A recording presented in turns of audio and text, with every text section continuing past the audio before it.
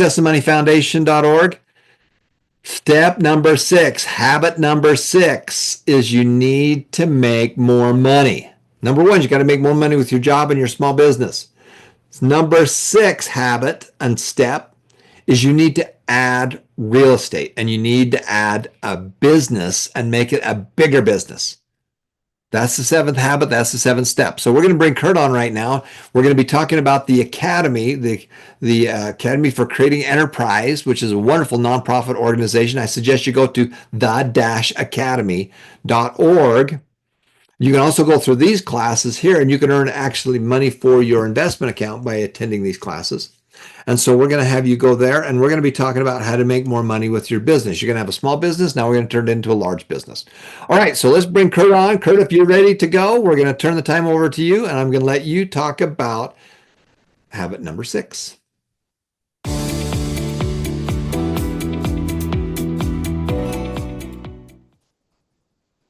Glad to have you back. Another lesson 4 on setting up my business plan, because not only are we acting now, we're growing now, we're making plans for the future. You've heard it before. If you don't have a plan, you just plan to fail. You have to have a plan. You have to have a target. This is a very beneficial thing. This will take a little time, and don't expect perfection right away. We're going to build here, sculpt here, change this, adjust this, do this. It grows over time, it builds, but you need to have your core business plan in place to know exactly what you need to do, what the most important steps are, and to help you see the big picture, to visualize the big picture. Now, this can be considered the nitty-gritty, the details, true, but it also helps you with your mindset. Because the more you work on this, the more you do this, the more it becomes real, the more you realize that you can do it. You start to see it, taste it, touch it, feel it, visualize it. Remember, the universe will not reward you physically until you believe it mentally. This helps you visualize it, and when you visualize it mentally, it becomes real mentally, then it becomes real physically. That's how the brain works. This is what you need to do. So the more you work on your business, this business plan, the details, it can help you with the visualization. So let's get into setting up your business plan. So some of your takeaway lessons today: creating a business plan is crucial. Get the word crucial for taking your income generating activity to the next level. In fact, if you talk to anybody about your business, it could be a bank, it could be a mentor, it could be a coach, they want to see your business plan. A potential partner wants to see a business plan. So it helps everybody involved. Next takeaway, that there's a framework for a business plan I can simply follow. And that's what we're going to do today, because right now a business plan seems so hard, so big, so much. Not really. It can be big, but when your brain gets overwhelmed, it shuts down. If I've been traveling for business, I've gone a couple of weeks, I get home, there's voicemails, a list my wife needs me to do, my business needs me to do, my children need me to do. What do? What do? We take a nap, right? So the goal today is to make it not overwhelming, to break it down to small, manageable, bite-sized pieces so you can do a little bit at a time. So before we dive into it, let's do some rules of thumb. Work on your business 10 hours a day, 5.5 days a week. Why not 12 hours a day? Why not 15? Maybe you can. Maybe you're single and can do that. Maybe you don't have any children yet, you can do that. But you have to remember the people you love in your life. You have to remember your family. You have to remember your health. And you have to remember the importance of taking care of your needs, your psychological needs, and having a day of rest. So there's a standard to look at if you want to adjust it a little bit based on your needs. But remember your relationships. Remember your health, both physically and mentally. Remember, a car does not run without gas. So you are just like the car. You've got to get oil, you've got to get gas, you have to take care of it, you have to tune it up, you have to fix it when it's down, you have to check the radiator, which is the same with your life. There's a lot of different aspects of your life that we've been talking about. You need to make sure you are working on yourself physically and spiritually and working on your business. And we've talked about this before, the importance of the physical health. So you have to be eating right, sleeping right, and exercise. Remember, exercise, whatever it is for you, gives you more time. Just saying. You sleep less, you work harder, you think better, you accomplish more, you live longer. So no more excuses there. Make sure you are taking care of yourself. Another rule of thumb, work on your business, not just in your business. We've said it before, you've heard it before. What does this really mean? It means focusing on strategies to grow and improve your business rather than getting caught up in the day-to-day operational tasks that cause your business to survive but not thrive. It cause your business to stall, not grow. Now, this is hard for people that start businesses. This is hard for entrepreneurs. They've done it all. They know how to do it all. But should they do it all? Is that the best use of your time? So when you're working on your business, you're finding other people to replace you. You're looking for strategies to grow and improve so you can work less. You're open and honest with yourself and say, you know what? I probably could do taxes, but it's probably better for someone else to do that. I probably could keep the records in the books, but it's not my strength. Someone else should be able to do that. You do what you do best. I know you're smart enough to do everything. I know you've done everything, but as you grow your business, it's not time for you to do everything because then you get stuck in the day-to-day tasks instead of thinking big picture and growing your business, and you get stuck and your car could run out of gas. So what do? As you work on your business, develop systems and processes. Maybe you can standardize something. You can do a checklist for other people to do it instead of just using your brain. This allows anybody to step in and do it. Fast food restaurants are very good at this. Anybody can step in at any time and make it happen because there's a system for them to follow. So the system's probably in your head. You need to get it on paper or on software or create a process so anybody can follow it. For example, if you had a bakery, you probably have the recipe memorized. Well, and you're probably not even measuring anymore, so you need to standardize that recipe so anybody could bake those goods. Then there's training and development. I'm a big believer in this for yourself and for your staff. It's interesting, a Harvard study found that those who are learning and growing every day, they're more optimistic, they're more enthusiastic about where they're going and what they're going to accomplish. But those who don't learn and grow every day become negative, pessimistic, and doubtful. So it's a great motivator. It's great for the brain, but it's also teaching the skills that you need to have. When you build your own skills, you're more valuable. When you build the skills of your employees, they feel more valuable. They're more loyal to you. They're more motivated because you believe in them. You're investing in them. You're training them. It enhances your team's capabilities. You don't have to micromanage as much, and it really helps foster the culture of growth and commitment. Part of it, too, is always working on your business plan, working on your vision. You're refining, you're creating, you're growing. You're adjusting to your customers, you're adjusting to the marketplace, you're adjusting to the economy, and always sharing your vision of the future with your employees because it always helps them with their vision and the business purpose. So your job here is to regularly review your business strategy. You're adjusting your business plan. You're talking to your customers. You're seeing what your competition's doing. For example, if you had a gym that offered exercise classes and then everyone was coming at night, there might be a shift for people who want to come in the morning. Maybe they want to do it at lunchtime.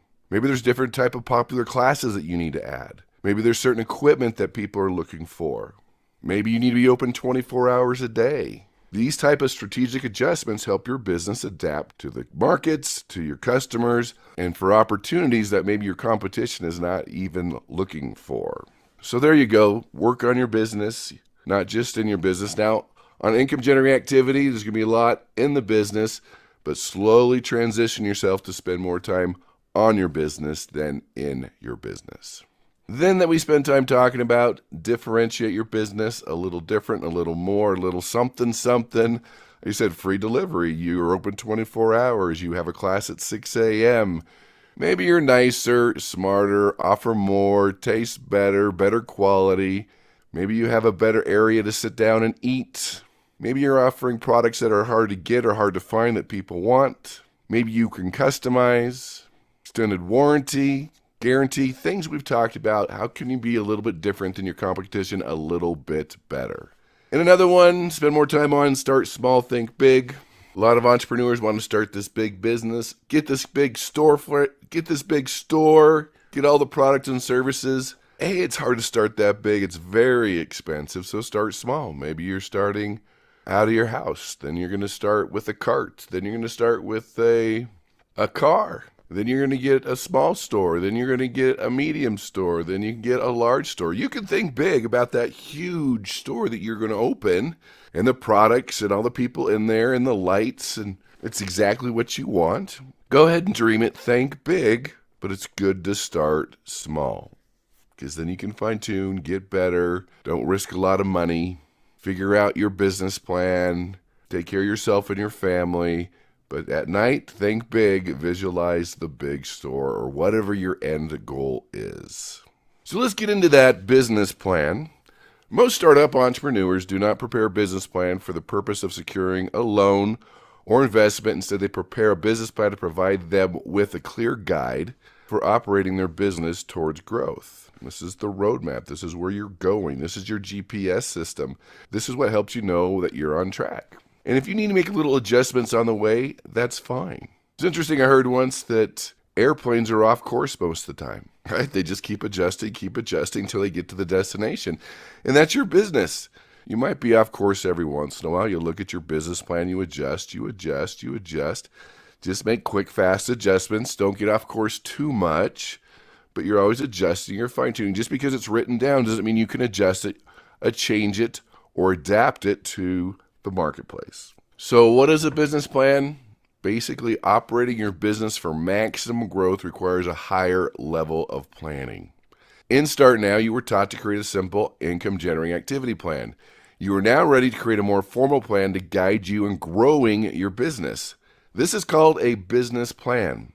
Not only is it your guide, your roadmap, it will in the future secure a loan or investment for you.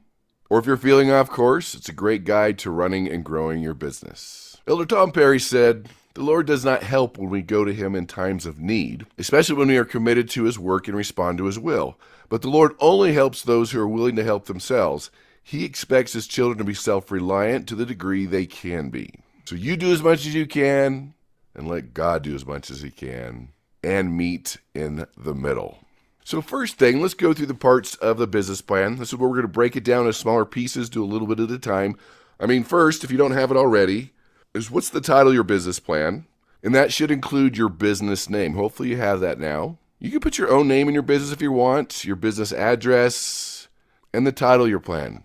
How to 10x my business in 2 years. How to grow my business. You fill in the blank, whatever's appropriate for you. Then we go to the executive summary. Now, this is an interesting one. It's the first to be read, but the last to be written. This is a short paragraph that provides a quick but substantial summary of the business. You're going to share what differentiates your business, why you're going to grow fast, what you're going to do differently, what is your vision for growth. You can put out bullets to start out, but usually you write the whole thing and then you just summarize it. But this is the first thing to be read, the last thing to be written. So if you were doing a tree removal business, maybe we're doing some pruning and planting, we do everything trees. We'll cut down, we'll plant, we'll prune, we'll take it away. What makes us different is how fast we are, great customer service, maybe a little bit on how you're going to do your marketing, just a general overview, a summary of your business, whether it's tree removal or if you're doing a pedicure, manicure type business or selling mangoes, whatever it is. This is going to take everything we're going to talk about from here and you're going to summarize it, and they're going to know in a paragraph exactly what your goals are, your vision, why you're different, and what your business does. So just keep that in mind. We read it first, but we work on it last. So we're going to take everything else that we talk about from here and put it into our business plan as a summary. So business concept. This is where we go into more detail about your business. What is your product? What is your service? You're going to prune trees, plant trees, do gardening, whatever it is. This is your product or service. You're explaining it. So this is how you would explain it to somebody on the street. What do you do? This is your business comment. Here's our product, here's our service, so they know exactly what you do. What industry are you in? Manufacturing, distribution, retail, restaurant. What industry are you in? And here it is again, but we're going into more detail. What differentiates your offering from similar products or services in the market? So this is a place where you can talk about your competitors and what they do well and what you're going to do different. What makes you unique? What makes you different? What makes you more exciting than the person doing the exact same thing? And a term maybe you've heard before is USP, unique selling proposition. Spend time on this one. Let me explain exactly what it is. This is your distinct feature benefit that sets you, your product, your service, your company, or brand apart from the competitors. Something that fills a specific, unique need, solves a problem that others can't. This is key in your marketing and your branding that makes you different, that causes you to differentiate to find a whole new target audience. So you're addressing a specific problem or need. An example would be FedEx. They're all over the world, huge company. They started out when you absolutely, positively have to have it there overnight. That was their thing. They got it there faster. They found a need and they fulfilled it. People didn't want to wait a week. They wanted it now. We've talked about cause marketing. That's where socially conscious consumers want something unique to where they buy a meal, you give a free meal. They buy shoes, you give free shoes. You buy their product or donate to a charity. That could be it. Simple things like Apple computers being different, being cutting edge, being innovative. In fact, that was their slogan for a while, think different. Anything you can do to stand out in the market. Avis Rent-A-Car, for example, we're number 2, but we try harder. So your USP, unique selling proposition, is a clear statement that summarizes what makes your product or service unique, valuable, different, and better suited to meet the needs of your target customers more than the competitors that are out there. Then once you've done that, we've got our marketing plan. We've talked about bits and pieces of this. So we're going to bring it all together. Who is the target segment or customer? And don't say, I know you want to, everyone. Well, no. But what is the demographic of the person that's going to buy your product or service most of the time? Give us an age range, 18 to 24. Are they small town, big town, highly educated, medium educated? Doesn't matter. Are they religious? Household income? The more you know exactly about your customer, the better you can market. I know everyone could buy it, but let's say 18, 24-year-olds buy 80% more of your product or service. That's who you're focusing on. Sure, you'll get a 65-year-old every once in a while buying it, but if 80% are 18 to 24 in large cities that have finished high school, if that's 80% of the people that are buying it, that's who you focus on. That's how you create a marketing plan. Then what is your distribution channel? Is it door-to-door? Is it retail? Is it through other vendors? Is it through your home? You need to decide what is your distribution channel, at least the first one, and then maybe even channels. And how do you plan to reach them? Again, is that word of mouth? Is that social media? Is that email, text, phone? Is that posters, flyers, referrals?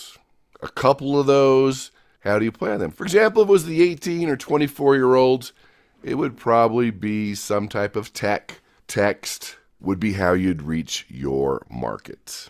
Then the financials. We've done some of these. Your break-even analysis and your income projection. So you can put them right into your plan. You can attach copies of your break-even analysis and income projection to the back. Some people put them as an addendum. Some people put them right in the business plan. However you want to do it's fine, but it needs to be included. Your income projection is when are you going to break even? When are you going to start making money? How much money are you going to be making? Be conservative here. Be realistic. But do plan on making a profit. Remember, making a profit every day. So if you look at your break even and your profit every day, multiply that by year 1 every day. Then you have your income projection for year 1. Then year 2, maybe you're going to plan on doubling your profit. All right. Then multiply year 2. The number of days by the number of profit, that's your projection for year 2. Then there's capitalization. Big word, pretty simple. You need to share how much capital you'll need to both start and grow your business and how you will fund this. So you're starting this business. How much do you need to start and how will you fund it? Pretty simple. What supplies do you need up front? If I'm cutting trees, I probably need a chainsaw, a shovel if I'm digging up, some pruners, a way to haul off the materials. So you're thinking about the materials you need to start your business. Maybe you don't even need a chainsaw to start off with. Maybe an axe is good enough or a regular saw. Maybe you want to start there. That might be easier to start and fund than a chainsaw or other expensive equipment. Now, if you've already started your income generating activity, how much do you need to take your business to the next growth level and where the money will come from? So let's say you've started and you're buying 100 units per month and you want to go to 1,000 units a month because it's going to dramatically reduce your cost and increase your profit, how much do you need there? If you want to go from a saw to a chainsaw, what do you need there? If you want to go from a cart to a car, what do you need there to grow your business? That's what a business plan needs to include. When creating a business plan, remember to be simple, be specific, give an overall perspective of your business. I'll add, don't try to be perfect. Get it down on paper. You can make mid-course corrections later. And part of that too is just get it down. You can fix the wording, the grammar later. You can fix some ideas later. Just get it down and then craft it, sculpt it, adjust it, fine-tune it. Just get it down. Get something down, and then you can start fine-tuning it, but your plan's in place. Just big picture, overall perspective of your business. If you're really not sure where to start, you've got a template to follow. You can see samples online. You can ask other entrepreneurs for theirs and see if they'll share them with you. This is not super complicated, but it is your plan in place. So you know, and anybody else looking at it knows exactly what your game plan is. Dieter F. Uchtdorf said, the temporal is intertwined with the spiritual. God has given us the mortal experience and the temporal challenges that attend it as a laboratory where we can grow into beings Heavenly Father wants us to become. So work on yourself, both physically, spiritually, mentally. Become a better person. The more you work on yourself, the more your business is going to grow. You can't neglect yourself and get stuck in your business, but you need to be working on your business. So what's your homework? Create your business plan. Just get out there and do it. There are templates, there are samples, there's other people that have done it you can look at. Again, we're not expecting perfection. Just get out there and do it. If you're feeling overwhelmed and stressed, break it down into small pieces. Today I'm working on a part of my marketing plan. I'm going to work on distribution channels. I'm going to work on, and fill in the blank, do a little bit at a time. But once it's done, make sure it's simple, it's professional, something that anybody can read and understand exactly what you do.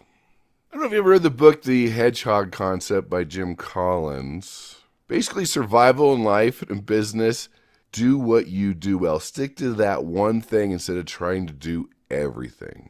Here's where the story comes from, The Fox and the Hedgehog. In this fable, a fox is clever and knows many different ways to escape danger. But the hedgehog only knows one. One day as the fox tries to catch the hedgehog, it deploys various tricks and tactics, but each time the hedgehog simply curls up in a spiky ball, protecting itself. Despite the fox's cleverness and complexity, it can't succeed in capturing the hedgehog. The hedgehog has one simple but effective defense mechanism. It curls up in a spiky ball. And the moral is the fox knows a lot of different things, tries a lot of different things, but the hedgehog knows one thing. So basically, keep it simple. Have your one best thing. That's the key to success. This fable is used in business all the time to show focusing on your core strengths and avoiding the temptation to do complicated things or too many things is the key to your success. So do that. Work on your business plan. Work on your vision. Work on your goals. Work on yourself. Take care of your family. And go out and make the world a better place. Thanks, Kurt. And again, we talk about habit number 6. Habit number 6 is you need to make more money, and you need to make more money with your businesses and with your real estate. So there's wonderful classes, and you can earn all kinds of financial rewards by simply going to them. So go to number 2 courses, and then pull it down there and go through the Academy for Creating Enterprise.